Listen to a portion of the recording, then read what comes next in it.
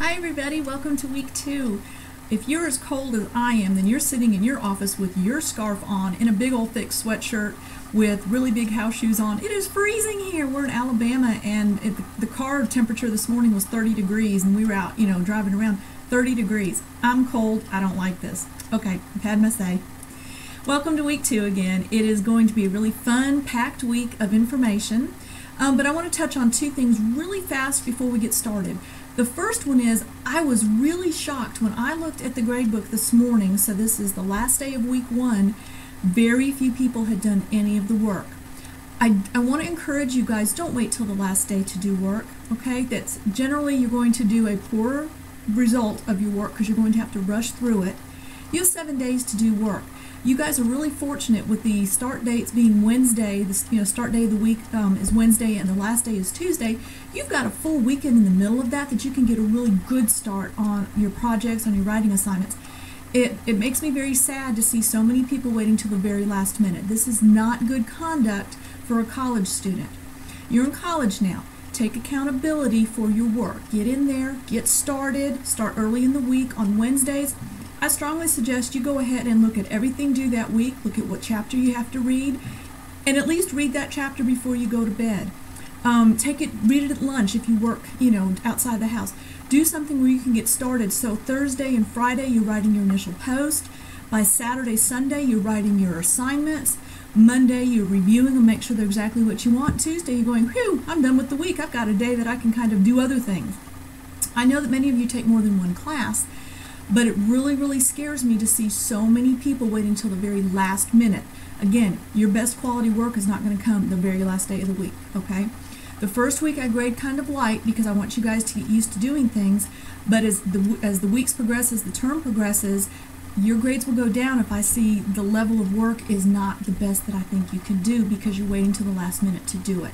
I can see the timestamp. I know when you submit your work. I know when you start your work. There's ways that we can check all that. And I'll probably talk with you about it if I see you're just really cramming things at the very end. I want you to develop good, steady habits that you can carry throughout your college career. So I'm going to be the one that's going to kind of kick you a little bit and say, hey, let's see if we can get our time management a little bit better. It's going to be so beneficial for you down the road, okay?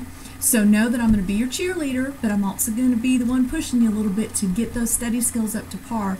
So when you're done with this class, when you're done with this term, you are ready to hit your next term full speed ahead, and you're going to know how to study well and manage your time well, and you're going to be good to go. I want to see you be a success, and that's not only in understanding business, but in being a student online, okay? So I'm here for you, just want to encourage you. Along with personal accountability, I do want to remind you, when you submit your business plan, make sure it goes into the business plan Dropbox for that week. If you just pick a file that you think was your business plan and you drop it in and you walk off and I look at it to grade in the next week and it's your math exam, it's going to earn a 0, okay? That is not the proper work that goes in that Dropbox. If I look in week 3 research assignment and it's your week 2 business plan because you grabbed what you thought was the right file, it's going to be a 0. It's not going to be allowed to be made up.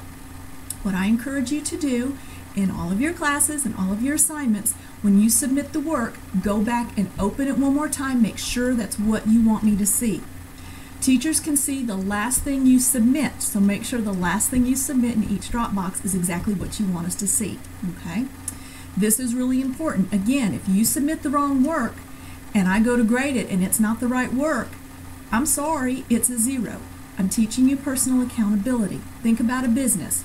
You work for a company and you're supposed to send let's say you're sending $1 million check to ABC company for something they did for you, something you bought from them. And you make the check out and you slap it in the envelope and you send it off and you don't double check your work. You send it to LMNOP company.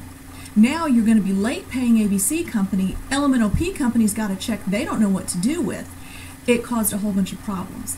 Personal accountability. Look at the check, look at the envelope, make sure they go in the right place to the right customer or the right vendor. Or what you do, see what I'm saying?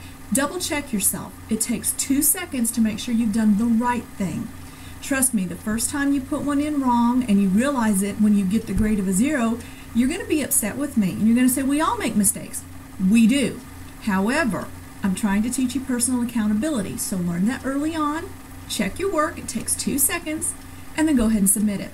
Early in the term, I already told you, if you name your files like Week 1 Business Plan, how can you miss that's the file that goes in Week 1 Business Plan, okay? Name your files properly, name them what they are, you should have no problem, okay? So I want to touch base on that. That's personal accountability. The second thing we have that I want to touch base on is professionalism. If you look in the grade book, you see you already have a grade for professionalism. This is a grade of 100. This grade will be reduced, okay? Will be reduced if these things happen. As you begin to send me more and more emails, as you begin to submit your work, as you begin to communicate with me, if it's written communication and I see little I's, I see shortcut messages, little, what do you call them, shortcuts for text messaging. If you send me one-word emails, like an example, I had so many students when I said, tell me what company you want to start, and I get daycare. I don't get, hello, Mrs. Calloway, I would like to do daycare for my business plan. Thank you very much, Susie. Okay, I want you to start developing your business professional skills. That's the professionalism points. I want to see emails start with a greeting. It can be, hi, Mrs. Calloway, hi, Professor Calloway, hello there, great day in the world, whatever, the message, and then sign your email. I know it's from you because it comes from, the ones in class come from the classroom. If you send it to my vc.edu email, you may be using an email name that I don't even recognize. So if you don't sign it, I don't know who you are. That causes a slowdown in response time because I'm not going to respond if I don't know who wrote to me. That is protecting your privacy, okay? So you need to tell me a greeting, you need to tell me what you want to know, and then you need to sign your work. That is how you keep your 100% of professionalism. Other ways to lose professionalism points is to get in an argument with me. That doesn't mean you can't talk with me and state your case and let's have an adult business-like conversation. Do not, and I repeat this, do not resort to argumentative nature that is disrespectful. I do have stories of students who have done this, and it's very unprofessional. We want to be professional. I'm all about you telling me if you think I've done something wrong, if you think a grade is incorrect, if you don't like maybe how I've given you feedback, you didn't get enough information, or something like that. I certainly want to have those conversations with you, okay? What we're working against is confrontational, argumentative, disrespectful conversation, either to myself or to classmates. When I'm in the discussion forum, if I see some ugliness going on, you will lose professionalism points. We want to keep this above board. We want to keep this professional. We want to keep it laid back because we're a pretty laid back class. I'm a pretty easygoing person in that. But I want you to remember, be professional, okay? Arguments are no good. Being ugly is no good. This applies to every class you're going to have in college. This is a good communication skill. This is how you deal with people in the public. Don't go in and be ugly. You're not going to get a good response. In this case, you'll also lose professionalism points. So keep it happy, keep it professional. If you've got something to say that you feel is negative, word it in such a manner that I understand what you're saying is, hey, I don't agree with this or whatever, but be polite. That's all I'm asking is be polite to me and be polite to your classmates, okay? So those are two housekeeping things I just needed to get out of the way. I want to show you right now a graphic. I'm going to try to insert it here in the video. And this is where I want you to look when you work on stakeholders this. Your stakeholders, S-T-A-K-E, these are people that have the vested interest in your company. Stakeholders. They're your employees, they're your vendors, they are your stockholders, they're your environment.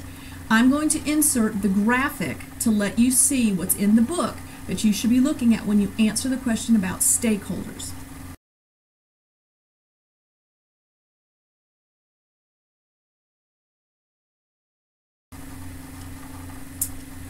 You've seen the graphic.